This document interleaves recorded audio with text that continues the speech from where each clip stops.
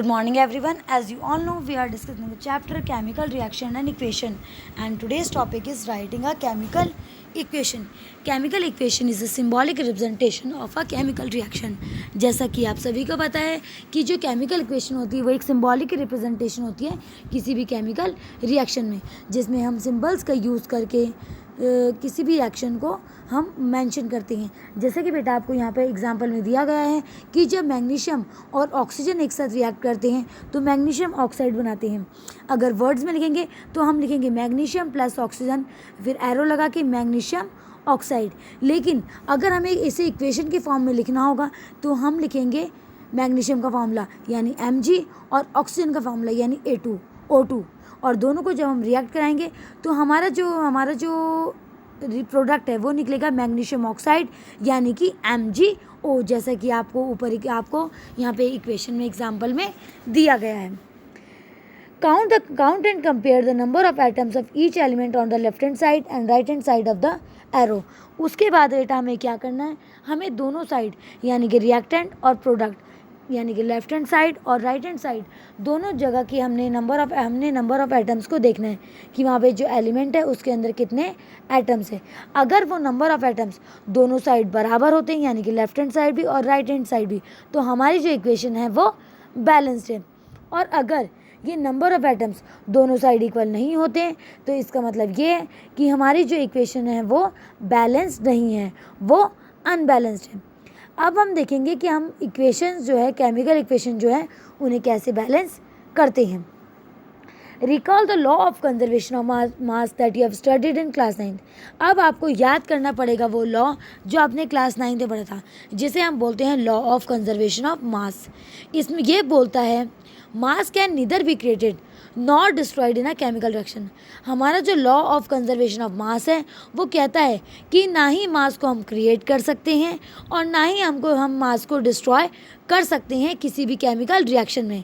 इसका सिंपल सा मतलब ये है कि अगर कोई केमिकल रिएक्शन हो रही है तो वहाँ पे ना ही कोई मास बनता है और ना ही कोई मास लॉस होता है। इसका मतलब ये है कि अगर नया प्रोडक्ट कोई फॉर्म हो रहा है तो उसका जो मास होगा वो जो रिएक्ट हुए हैं रिएक्टेंट्स उनके इक्वल होगा। मतलब दोनों का मास क्या होगा, सिमिलर होगा, चाहे वो रिएक्टेंट हो चाहे वो प्रोडक्ट हो। और अनबैलेंस इक्वेशन को बैलेंस करने के लिए हम दोनों तरफ के एटम्स को गिनते हैं, काउंट करते हैं और उसके बाद दोनों जगह के जो एटम्स हैं उनको इक्वल करते हैं। इस तरीके से हमारी जो इक्वेशंस हैं वो बैलेंस हो जाती हैं। अब हमारा जो नेक्स्ट टॉपिक है वो है टाइप्स ऑफ केमिकल रिएक्शन।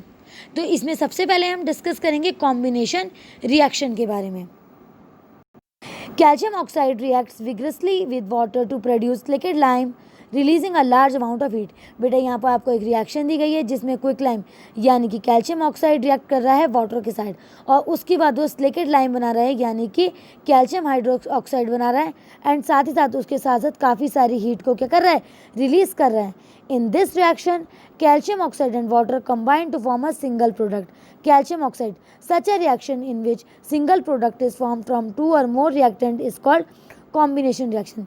तो बेटा आपको इस रिएक्शन में दिख रहा होगा कि कैल्शियम ऑक्साइड और वाटर एक साथ जब कंबाइन हुए तो उन्होंने एक सिंगल प्रोडक्ट बनाया कैल्शियम हाइड्रोक्साइड।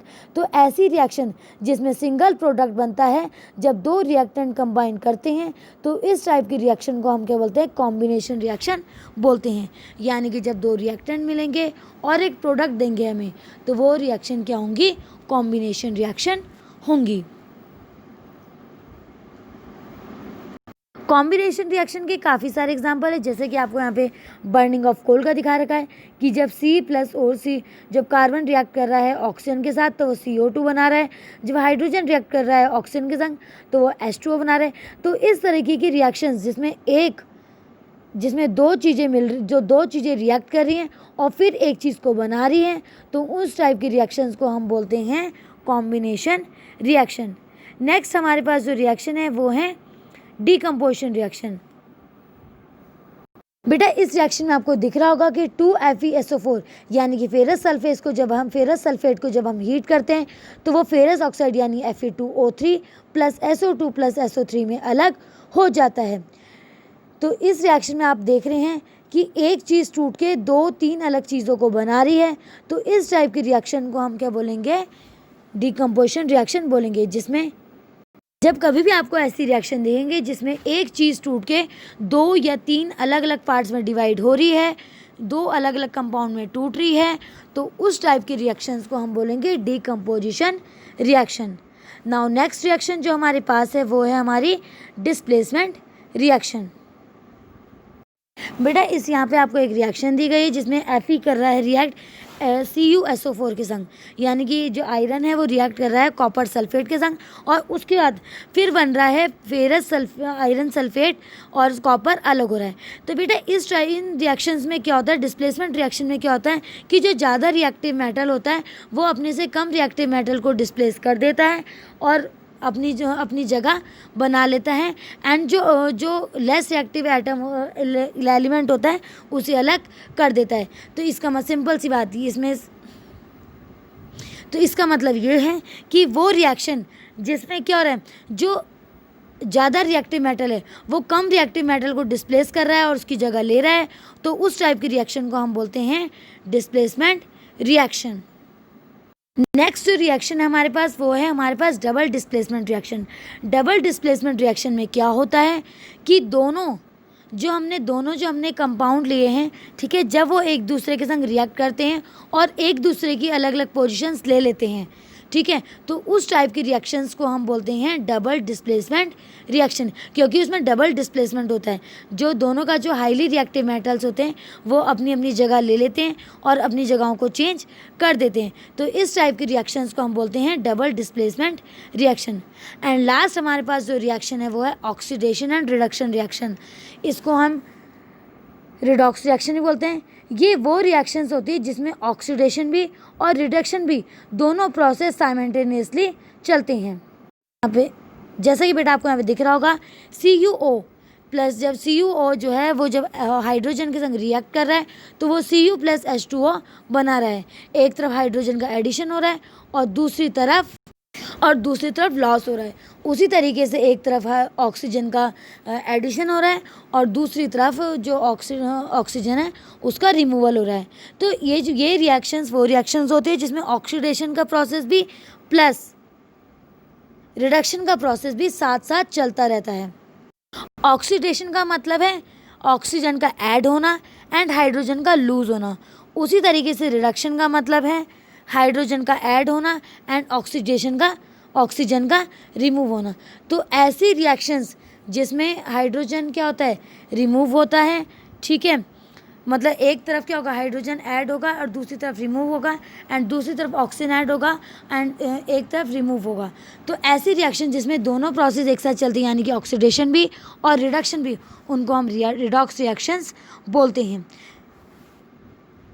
बेटा अब आपको ये रिएक्शंस क्लियर हो गई होंगी कि हमारे पास मेनली 5 टाइप की रिएक्शन है। पहली है कॉम्बिनेशन रिएक्शन, दूसरी है डिकम्पोजिशन रिएक्शन, तीसरी है डिस्प्लेसमेंट रिएक्शन, चौथी है double displacement reaction and fifth है ऑक्सीडेशन एंड रिडक्शन या फिर रिडॉक्स रिएक्शंस।